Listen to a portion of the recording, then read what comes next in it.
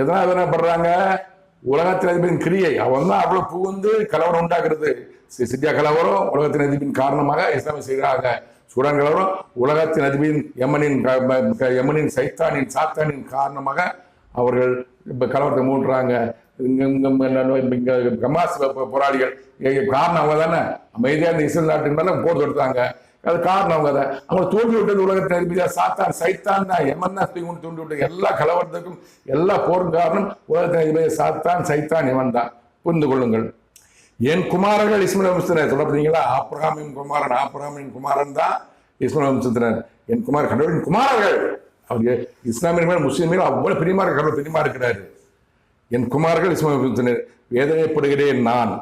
கடவுள் வேதனைப்படுறாரு. அந்த இஸ்லாமியர்கள் படுகிற பாடுகளை, அந்த அனாதை இருக்கிறத, சாப்பாடு கஷ்டப்படுறது, எடுக்கிறோம்லாம் கஷ்டப்படுற பார்த்து கடவுள் வேதனைப்படுகிறார்.